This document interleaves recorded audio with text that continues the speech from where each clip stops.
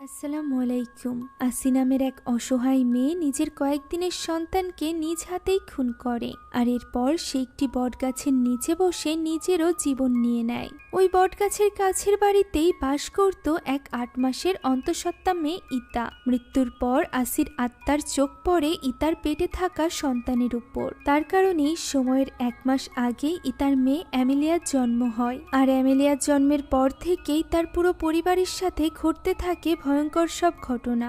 এমনকি 7 দিনের মধ্যেই আসির আত্মা যখন অ্যামেলিয়াকে চুরি করতে পারে না, তখন সে নিজেই প্রবেশ করে ইতার মধ্যে। ইতার উপর আসর করে সে অ্যামেলিয়াকে নিজের করে নিতে চায়। তার দাবি এই সন্তান নাকি তার। এমনই এক ভয়ঙ্কর চাঞ্চল্যকর ইন্দোনেশিয়ান ইসলামিক হরর গল্প আজ আমি আপনাদের জন্য নিয়ে এসেছি, যা বাস্তব জীবন থেকে নেওয়া হয়েছে। তো চলুন আর দেরি না করে আসি নামক এই হরর মুভির গল্প জানা যাক। গল্পের শুরুতে আমরা এক বৃষ্টি ঝরা রাতের দৃশ্য দেখতে পাই, যেখানে এই রাতের অন্ধকারে অঝোর বৃষ্টির মধ্যে এক মধ্যবয়সী মেয়ে একটা ছোট্ট বাচ্চা কোলে নিয়ে হাঁটছিল। এভাবে হাঁটতে হাঁটতে সে এক স্থানে গিয়ে পৌঁছায়, যেখানে বালতির ভেতরে পানি ধরা ছিল। সে সেখানে তার কোলের ওই বাচ্চা মেয়েটিকে গোসল করাতে শুরু করে। সে ওই বাচ্চাটিকে পানির মধ্যে রেখে গান গাইছিল। মায়ের কণ্ঠে এই গান শুনে ছোট্ট বাচ্চা মেয়েটিও খুশিতে হাসছিল। তবে বাচ্চার মুখে হাসি থাকলেও তার মায়ের চোখে পানি ছিল।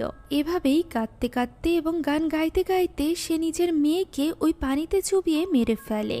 এই ছোট্ট বাচ্চাটিকে মারার পর তার যেন মানসিক অবস্থা আরো বেশি বিপর্যস্ত হয়ে পড়ে। সে ওই বাচ্চাটির লাশকে সেখানেই রেখে উঠে আসে এবং এমনভাবে হাঁটতে থাকে যেন তার মেয়ে এখনো পর্যন্ত তার কোলে আছে। এভাবেই একাকী হাঁটতে হাঁটতে সে চলে আসে এক বিরাট বড় বটগাছের নিচে। এই গাছের নিচে এসে সে নিজের কোল থেকে যেন ওই বাচ্চাটিকে নিচে রেখে দেয়, আর এরপর তার পাশে বসে। শুধুমাত্র তাই নয়, সে যেন নিজের বাচ্চাকে আদর করছিল। এইভাবে কিছুক্ষণ সেখানে থাকার পর সে নিজের কাছে থাকা একটা চিরুনি বের করে, যেটা যথেষ্ট ধারালো ছিল, আর এরপর সে ওই চিরুনি দিয়ে নিজের হাত কেটে ফেলে। আর এভাবেই নিজের সন্তানকে খুন করার পর অন্ধকার বৃষ্টি ঝরা রাতে এক বিরাট বড় বটগাছের নিচে মৃত্যু হয় আসির। এই ঘটনার বেশ কয়েকদিন পরের দৃশ্য আমরা দেখতে পাই, যেখানে ইতা নামের এক প্রেগনেন্ট মেয়ে তার অনাগত শিশুর জন্য দোলনা প্রস্তুত করছিল। এমন সময় সেখানে তার শাশুড়ি সারি আসে। তাদের কথা দ্বারা আমরা বুঝতে পারি যে ইতার সন্তান হওয়ার আর মাত্র 1 মাস বাকি। তাই তো ইতা সহ তার পুরো পরিবার এই ব্যাপারটা নিয়ে অনেক বেশি এক্সাইটেড। তারা অপেক্ষা করছে তাদের পরিবারের নতুন সদস্যের আগমনের। ইতার স্বামী এন্ডি এত বেশি এক্সাইটেড ছিল যে সে তো 1 মাস আগেই একটা ট্রলি বানিয়ে নিয়ে এসেছিল নিজেদের নবজাতক শিশুর জন্য। সে এবং তার বন্ধু মিলে এই জিনিসটা তৈরি করেছিল, আর এই ব্যাপারটা সে ইতা এবং তার মা সারিকে জানায়। ফলে তারাও বেশ খুশি হয়ে যায়। যদিও ট্রলিটা বেশ পুরনো ছিল, তবু তাদের খুশির মাত্রা কোনো অংশে কম ছিল না। যদিও এন্ডি চাইছিল যে সে পরবর্তী বেতন পাওয়ার পর তার শিশুর জন্য একটা ভালো ট্রলি এবং দোলনা নিয়ে আসবে, আর হতে পারে সেটা তাদের বাচ্চা জন্মের আগেই হয়ে যাবে। এখন এই ব্যাপারটা নিয়ে তারা ভীষণ খুশি ছিল।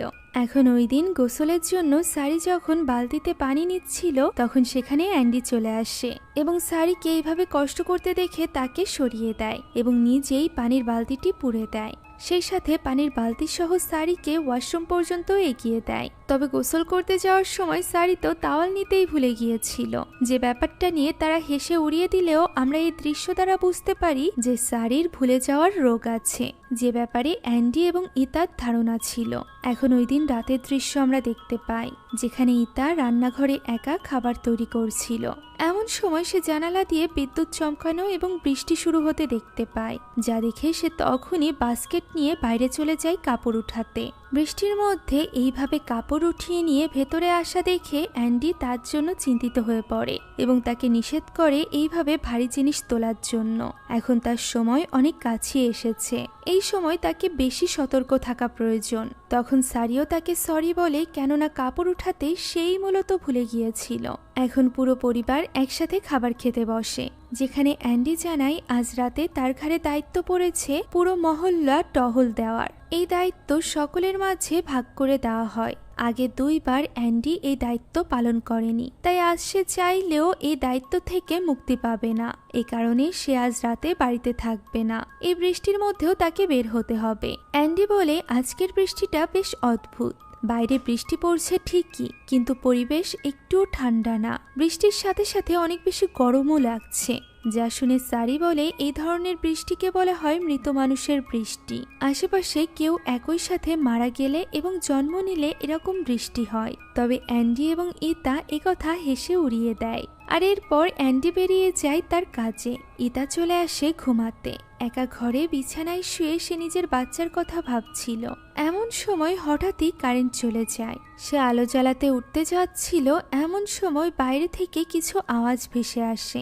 তাই তো সে দেখার জন্য নিজের রুম থেকে বের হয়। রুম থেকে বের হতেই সে দেখতে পায় বাইরে যাওয়ার দরজাটি খোলা আছে। দরজা এইভাবে খোলা দেখে সে মনে করে তার হাজবেন্ড হয়তো বা এসেছে। তাই সে বাইরে বের হয়ে অ্যান্ডিকে ডাকতে থাকে। এমন সময় খুব অদ্ভুতভাবে তার চোখের সামনেই তার পেছনে থাকা মেন দরজাটি একা একাই বন্ধ হয়ে যায়, যে ব্যাপারটা বেশ অদ্ভুত ছিল। তাই আর বাইরে না থেকে সে ভেতরে চলে আসে এবং দরজাটি বন্ধ করে সে তার শাশুড়িকে ডাকতে থাকে। সে সারিকে ডাকতে ডাকতে সামনের দিকে এগিয়ে যায়। অন্যদিকে আমরা দেখতে পাই ফ্লোরের উপর দিয়ে তার সাথে সাথে কাদা পায়ের একটা ছাপও যাচ্ছে, যা থেকে স্পষ্ট হয়ে যায় যে এই বাড়িতে ইতার সাথে আরো কেউ প্রবেশ করেছে, যাকে ইতা দেখতে পাচ্ছিল না। ইতা মূলত তার শাশুড়িকে ডাকতে ডাকতে তার শাশুড়ির ঘরের দিকে এগোচ্ছিল।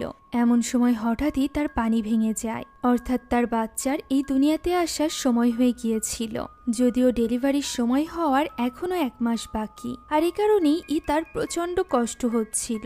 একজন ধাত্রী সেকারকে ডাকা হয়েছিল তার ডেলিভারির জন্য। সেখানে অ্যান্ডিও উপস্থিত ছিল।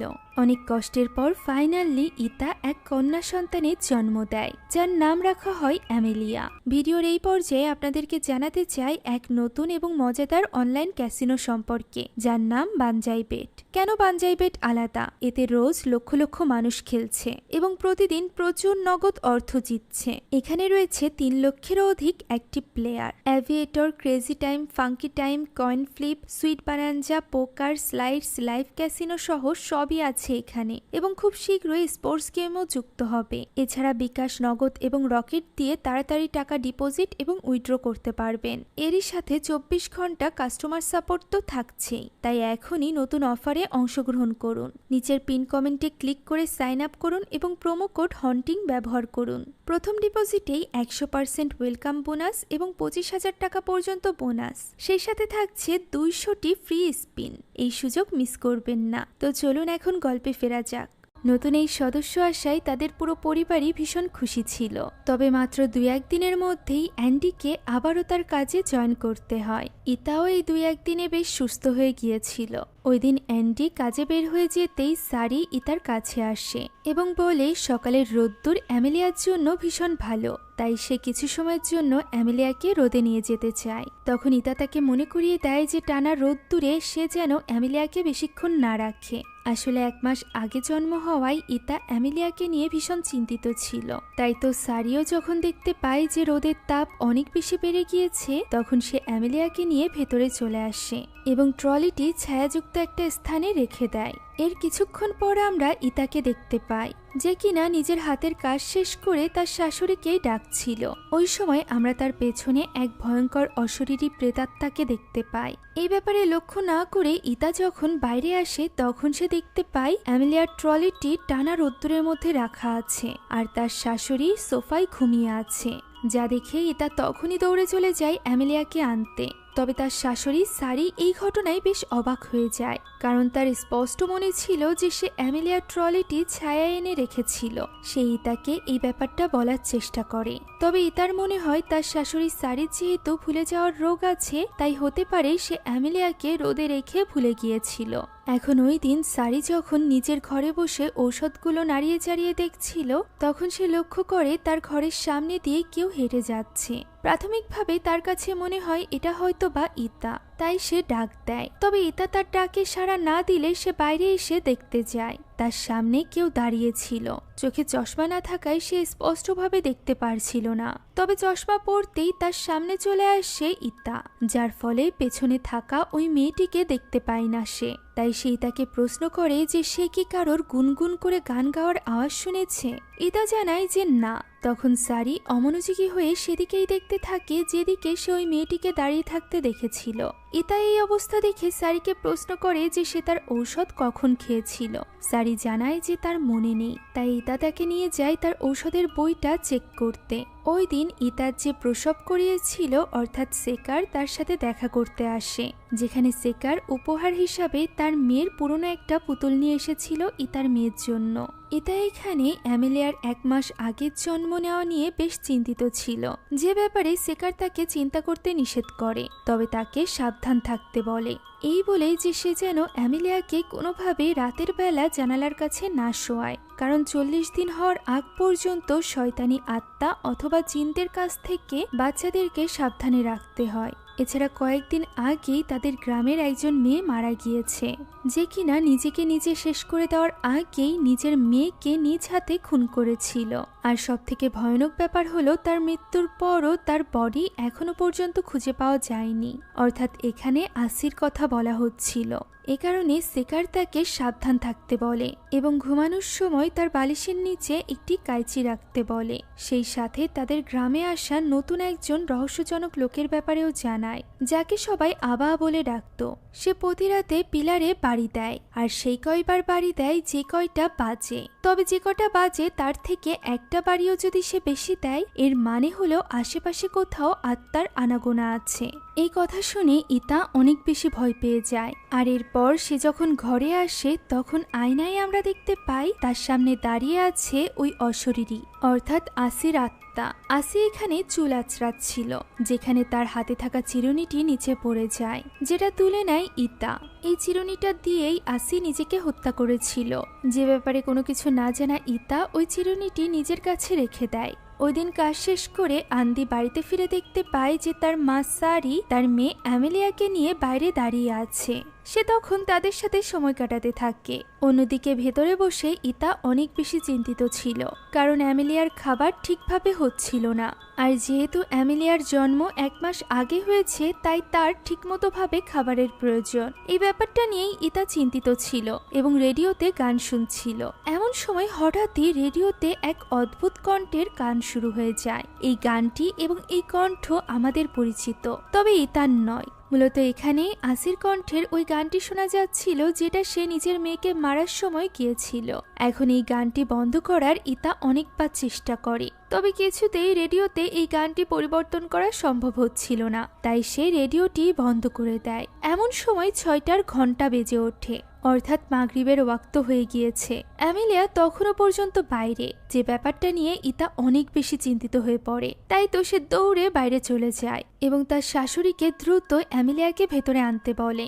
কথা বলেও সে ভেতরে আনা পর্যন্ত অপেক্ষা করে না, বরং সে নিজে গিয়ে তার শাশুড়ির কোল থেকে অ্যামেলিয়াকে ভেতরে নিয়ে আসে। যে ব্যাপারটা এবং ইতার এমন ব্যবহার অ্যান্ডি এবং সারির কাছে পরিচিত ছিল না। তাই তো অ্যান্ডি ওই রাতে ইতার সাথে এই ব্যাপারে কথা বলে, যখন ইতা আসির ওই চিরুনিটি দিয়ে চুল আঁচড়াচ্ছিল। এখানে অ্যান্ডি বলে যে সে যেন আর কখনোই তার মায়ের উপর গলা উচ্চ করে কথা না বলে। ইতা তার এই ব্যবহারের জন্য তার কাছে দুঃখ প্রকাশ করে এবং বলে সে শুধুমাত্র অ্যামেলিয়াকে নিয়ে অনেক বেশি চিন্তিত। কথা বলে সে নিজের ড্রয়ার থেকে একটি কাইচি বের করে এবং সেটা নিয়ে নিজের বালিশের নিচে রেখে দেয়। অ্যান্ডি এই ব্যাপারে জানতে চাইলে ইতা সেকারের বলা ওই কথা বলে, যা শুনে অ্যান্ডি রীতিমতো অবাক হয়, কারণ ইতা আগে কখনো এরকম কুসংস্কারে বিশ্বাস করেনি। তখন ইতা জানায় যে সে কুসংস্কারে বিশ্বাস করছে না, তবে কেন জানি না তার মনে হচ্ছে এই বাড়িতে কোনো কিছু অশুভ ঘটছে। তাই সে অ্যান্ডিকে জিজ্ঞাসা করে অ্যামেলিয়ার নাড়ি সে পুঁতেছে কিনা, যা শুনে অ্যান্ডি বলে সে আজ সকালেও সময় পায়নি। যে কথা শুনে ইতা একটু বিরক্ত হয়, কারণ এমন কাজে কখনোই দেরি করতে নেই। এরই মধ্যে অ্যান্ডি লক্ষ্য করে যে অ্যামেলিয়ার গায়ে জ্বর এসেছে, যা শুনে ইতা তাকে নিজের কোলে নিয়ে নেয়। ওই রাতে অ্যান্ডি যখন অ্যামেলিয়াকে কোলে নিয়ে তার মায়ের সাথে কথা বলছিল, তখন সেখানে ইতা অ্যামেলিয়ার নাড়িটি নিয়ে আসে এবং অ্যান্ডিকে বলে আজ রাতেই এটা পুঁতে ফেলতে। অ্যামেলিয়ার নাড়ি এখনো পোতা হয়নি জেনে সারিও বেশ রাগ করে, তাই অ্যান্ডি তখনই উঠে চলে যায় অ্যামেলিয়ার নাড়িটি পুঁতে ফেলার জন্য। ইন্দোনেশিয়ার সংস্কৃতি অনুযায়ী অ্যামেলিয়ার নাড়ি পোতার জন্য অ্যান্ডি তাদের ঘরের কোনায় একটি গর্ত খোঁড়ে, আর এরপর সেখানে অ্যামেলিয়ার নাড়ি রেখে আজান দেয়। ওই সময় আমরা ভেতরের দৃশ্য দেখতে পাই, যেখানে এবারও অ্যামেলিয়ার জন্য যথেষ্ট পরিমাণে খাবার হয়নি দেখে ইতা অনেক বেশি চিন্তিত ছিল। যখন সেখানে আসে সারি এবং তাকে এই ব্যাপারে চিন্তা করতে নিষেধ করে, ইতা তখন তার কাছে আজ সন্ধ্যার খারাপ ব্যবহারের জন্য ক্ষমা চায়। তখন সারি বলে সে ভালোভাবেই জানে ইতা অ্যামেলিয়াকে নিয়ে অনেক বেশি চিন্তিত, তাই সে ওই ব্যবহারে কোনো কিছু মনে করেনি।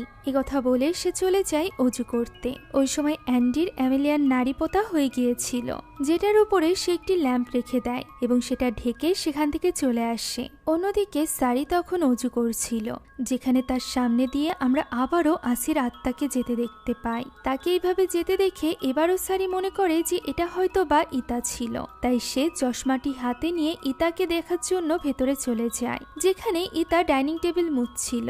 ইতাকে প্রশ্ন করলে ইতা জানায় সে তো পুরো টাইমই এখানে বসেছিল আর এখন সে বেডরুমে শুতে যাচ্ছে, সে ওইদিকে যায়নি। যা শুনে সারি একটু অবাক হয়, তবে ইতা এই ব্যাপারে খুব একটা গুরুত্ব দেয় না এবং সেখান থেকে চলে যায়। সারি যখন এইসব ব্যাপার নিয়ে ভাবছিল তখন তার পেছনে আমরা আসিকে দেখতে পাই, যে কিনা ভয়ঙ্করভাবে সারির দিকেই তাকিয়েছিল। এদিকে ইতা ঘরে গেলে দেখতে পাই অ্যান্ডি অ্যামেলিয়ার ওই পুতুলটি উঠিয়ে রাখছে, যেটা সেকার তাকে দিয়েছিল, কেননা তার মতে অ্যামেলিয়া এখনো পুতুল খেলার মতো বড় হয়নি। তখন ইতা বলে অ্যান্ডির মা অর্থাৎ সারির ভুলে যাওয়ার রোগটা দিন দিন বেড়েই চলেছে। অ্যান্ডি নিজেও এই ব্যাপারটা জানত, তবে এই ব্যাপারে তাদের কিছুই করার ছিল না। যতটুকু চিকিৎসা তাদের সমর্থে ছিল সেটুকু তারা করছিল। একথা বলতে বলতে অ্যান্ডি গিয়ে শুয়ে পড়ে। ইতা তাকে আরো কিছু বলতে যাচ্ছিল, তবে তার আগেই অ্যান্ডি ঘুমিয়ে পড়ে। ইতাও শুতে যাচ্ছিল, তবে তখনই সে বাইরে ওই পিলারে আঘাতের আওয়াজ শুনতে পায়, যা শুনে তার সেকারের বলা ওই রহস্যজনক লোকটি অর্থাৎ আবার কথা মনে পড়ে যায়। তাই তো সে একে একে আঙুল গুনতে শুরু করে যে ওই লোকটি কতবার আওয়াজ করছে। 10 বার আওয়াজ করে লোকটি থেমে গেলে ইতা কিছুটা স্বস্তি পায়, কারণ তখন ঘড়িতে 10টা বাজে। সে স্বস্তি পেয়ে নিজের মেয়েকে দেখছিল, এমন সময় হঠাৎই আরো একবার আওয়াজ আসে।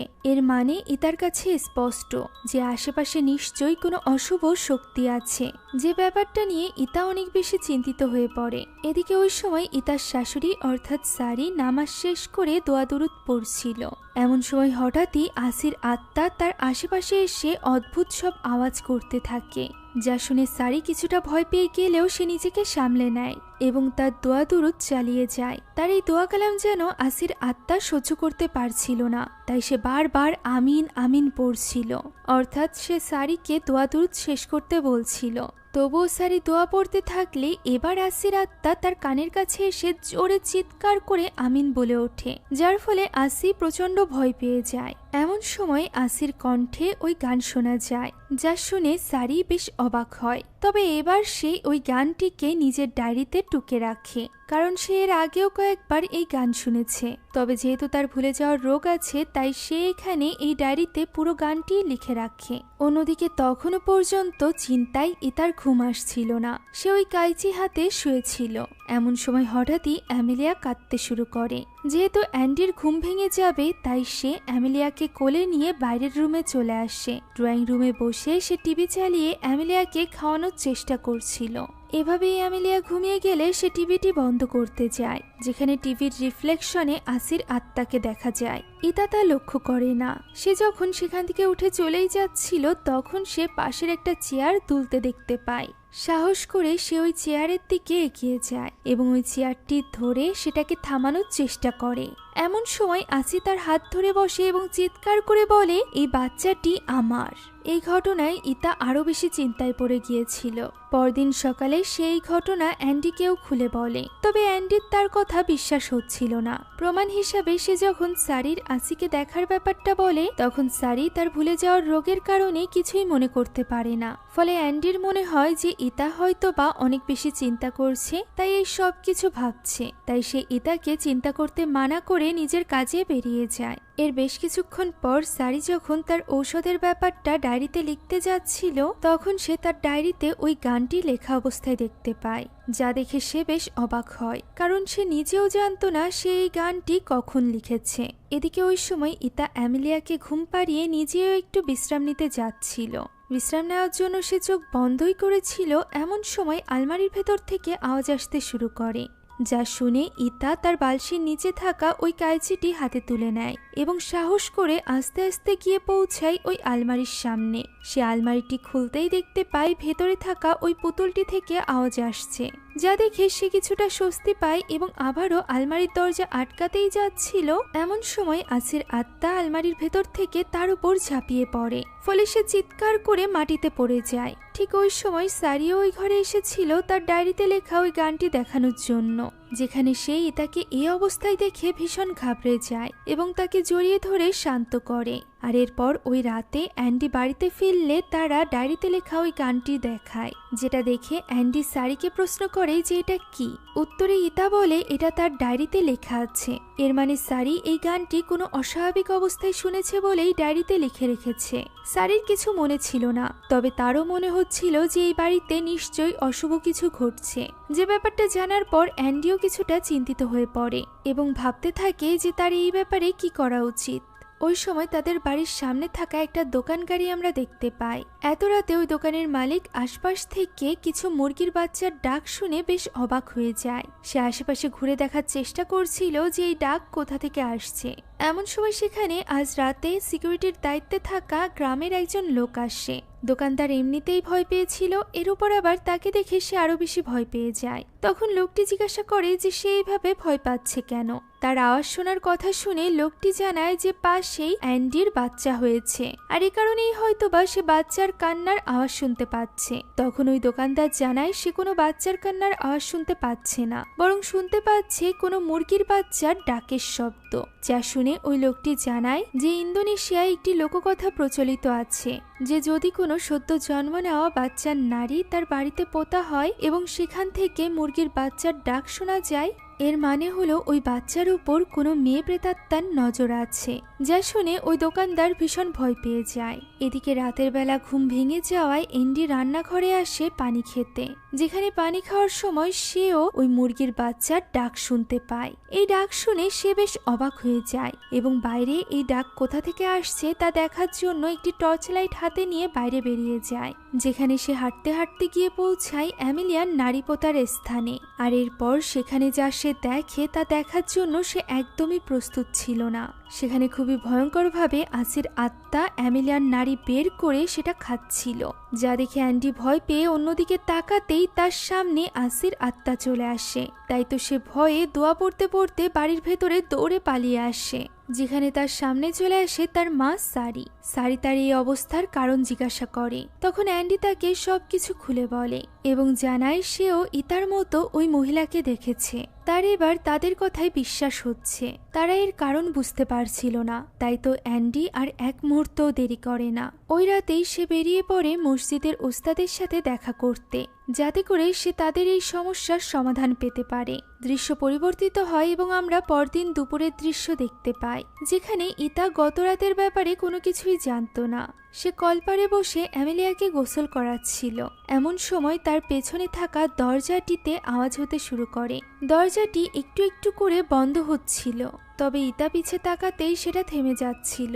ইতা এই ব্যাপারে কোনো রকম গুরুত্ব না দিয়ে অ্যামেলিয়াকে গোসল করাতে থাকে। এমন সময় দরজাটি সজোরে বন্ধ হয়ে যায়। যখন সে পিছে ঘুরে তাকায় এবং যখনই সে সামনের দিকে তাকায়, দেখতে পায় তার কোলে অ্যামেলিয়া নেই। সে ওই পানির ভেতরে অ্যামেলিয়াকে খুঁজতে থাকে, তবে সেখানে অ্যামেলিয়া ছিল না। সে যেন ভর দুপুরে উধাও হয়ে গিয়েছিল। ইতা হন্যে হয়ে পানির ভেতরেই অ্যামেলিয়াকে খুঁজতে থাকে। এমন সময় সেখানে ভেসে ওঠে এক ভয়ঙ্কর মুখ, যা দেখে ইতা চিৎকার করে ওঠে। এই ঘটনার পর অ্যান্ডি পুলিশ রিপোর্ট লেখাতে চাইছিল, তবে ইতা তো জানতো যে এই কাজ কোনো জীবিত মানুষ করেনি, তাই পুলিশ রিপোর্ট লেখালেও কোনো লাভ হবে না। সেইখানে অ্যান্ডিকে রিকোয়েস্ট করে বলে যে এই ব্যাপারে একমাত্র একজন ব্যক্তিই জানে, আর সে হলো ওই রহস্যজনক লোকটি অর্থাৎ আবা। তাকে খুঁজে বের করতে হবে অ্যান্ডিকে। ইতার মুখে আবার ব্যাপারে জানার পর অ্যান্ডি ওই রাতেই আবাকে খুঁজতে চলে যায়। প্রথমে সে সেকারের বাড়িতে যায় এবং তাকে গিয়ে আজকে হওয়া সকল ঘটনা খুলে বলে। সেই সাথে তার কাছে জানতে চায় আবার অ্যাড্রেস। সেকার অ্যান্ডিকে আবার অ্যাড্রেস জানিয়ে দিলে সে তখনই বেরিয়ে পড়ে আবার বাড়ির উদ্দেশ্যে। আবা তখন রাতের অন্ধকারে একটি ছবি আঁকছিল, যে ছবিতে ছিল একটি বটগাছ এবং বাচ্চা কোলে নিয়ে একজন মেয়ে, যা দেখে আমরা বুঝতে পারি সে এখানে আসির ছবি এঁকেছে। এমন সময় সেখানে পৌঁছে যায় অ্যান্ডি। তার ডাক শুনে আবা বেরিয়ে আসে। এই রহস্যজনক লোকটির চেহারা দেখে অ্যান্ডি প্রথমে কিছুটা ঘাবড়ে যায়, আর এরপর সে পুরো ঘটনা তাকে খুলে বলে। তাই তো ওই রাতেই আবা তার সাথে তার বাড়িতে চলে আসে, যেখানে সে তাদেরকে আসির ব্যাপারে পুরো ঘটনা খুলে বলে। আসির আসল নাম ছিল কাসি। সে তাদের প্রতিবেশী গ্রামে বাস করত। বাচ্চা দেখাশোনার চাকরি নিয়ে সে শহরে যায়, যেখান থেকে সে ফিরে আসে একটা বাচ্চা কোলে, বিবাহ ছাড়াই। আর বিবাহের আগেই এই নাজায়েজ বাচ্চা জন্ম দেওয়ার কারণে কাসির বাবাও তার মুখের উপর ঘরের দরজা বন্ধ করে দেয়। তাকে বাড়ি থেকে বের করে দেওয়া হয়। ফলে কাসি একেবারেই অসহায় হয়ে পড়ে। মাঝরাতে সে তার বাচ্চাকে নিয়ে কোথায় যাবে তা বুঝে উঠতে পারছিল না।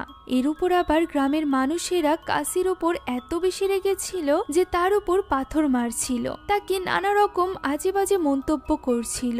এই সব কিছুতে কাসি ভেঙে পড়ে। তাই তো সে ফাইনালি নিজের বাচ্চাকে মেরে নিজের জীবন নিয়ে নেয়। আর এরপর তার আত্মা পরিণত হয় একজন কুন্তিলানাকে।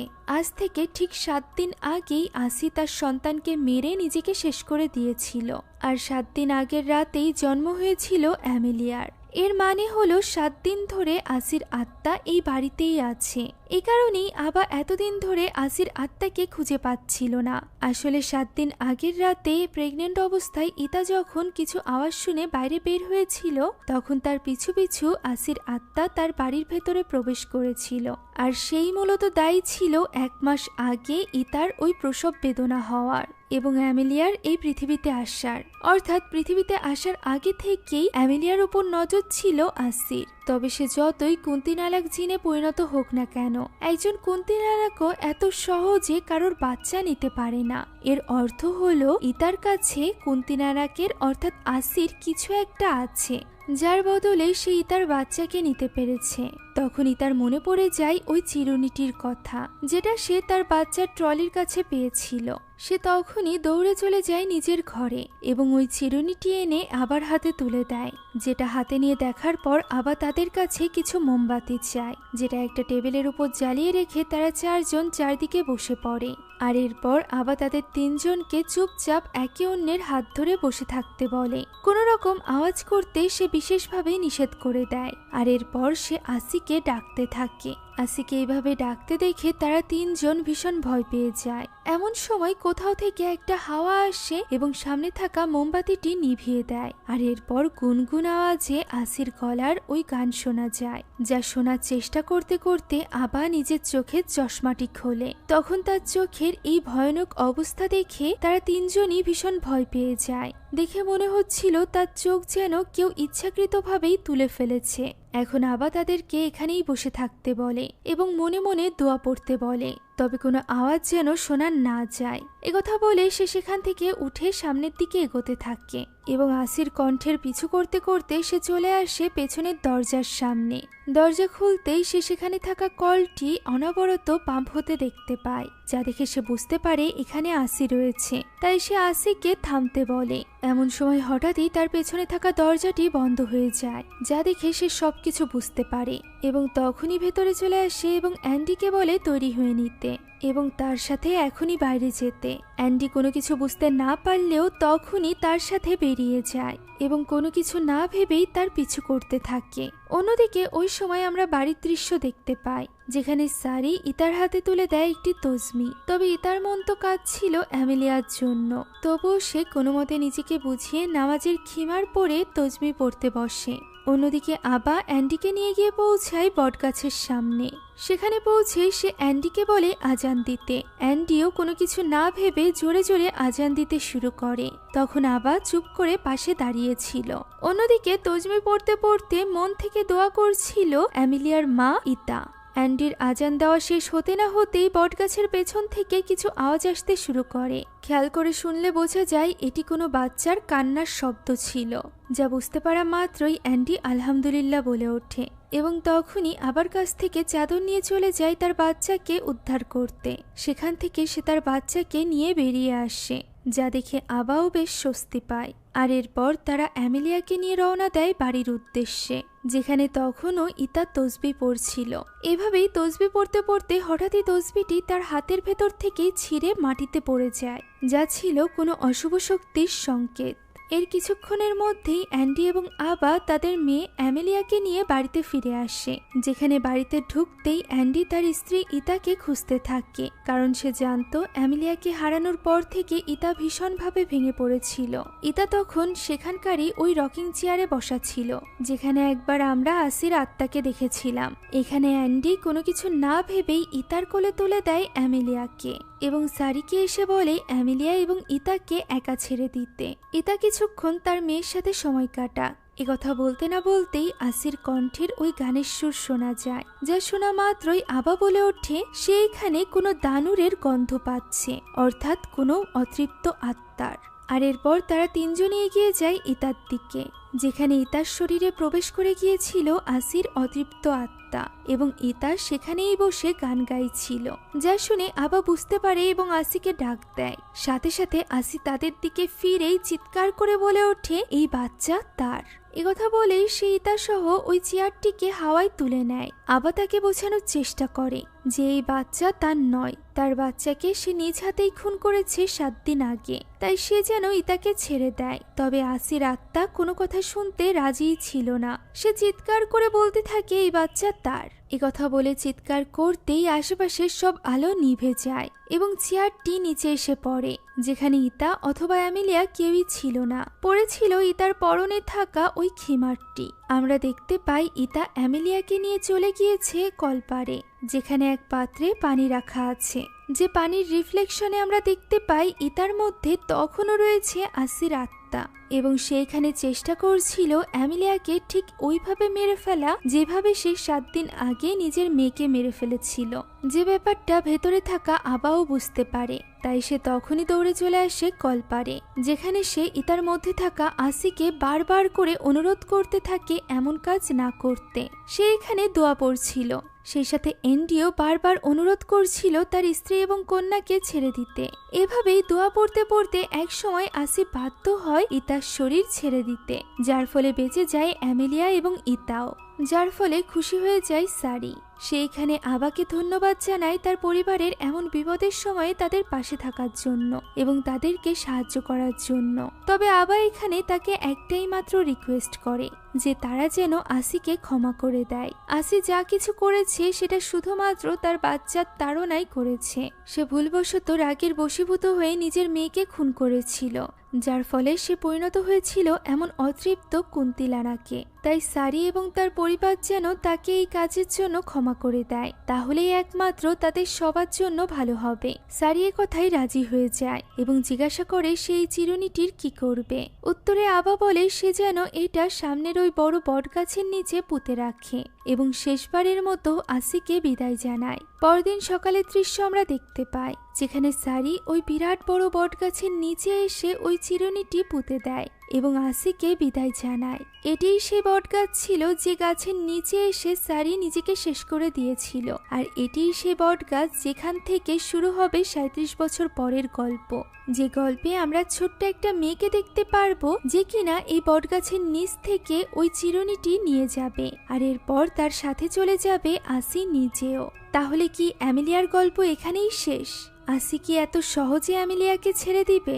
না, আসি আবারও ফিরে আসবে এবং 40 দিন হওয়ার আগেই অ্যামেলিয়াকে নিজের সাথে করে নিয়ে যাবে। সেই সাথে নির্মমভাবে খুন করবে ইতা এবং অ্যান্ডিকে। আর এরপর কি হবে তা জানতে হলে দেখতে হবে আসি পার্ট 2। আসি পার্ট 2 এর গল্প আমি খুব শীঘ্রই আপনাদের জন্য নিয়ে আসব, যেখানে 7 বছরের অ্যামেলিয়াকে আমরা দেখতে পাবো যে কিনা নিজের বাবা মায়ের মৃত্যুর পর 7 বছর ধরে বড় হবে আসির কাছে। আর এরপর কি হবে? অ্যামেলিয়া কি আদৌ আসির কাছ থেকে মুক্তি পাবে? পেলেও সে কিভাবে মুক্তি পাবে? সবকিছু জানতে পারবেন আমাদের পরবর্তী ভিডিওতে। তাই ওই ভিডিওটি মিস না করতে চাইলে এখনই সাবস্ক্রাইব করুন আমাদের চ্যানেলটিকে এবং কমেন্টে জানাবেন এই গল্পটি আপনাদের কাছে ভালো লেগেছে কিনা। সম্পূর্ণ মুভিটি আমাদের টেলিগ্রাম চ্যানেলে আপলোড দেওয়া আছে। মুভিটি দেখতে চাইলে কমেন্ট বক্সে দেওয়া লিংক থেকে জয়েন করুন আমাদের টেলিগ্রাম চ্যানেলে। Thank you so much for watching this video. আল্লাহ হাফেজ।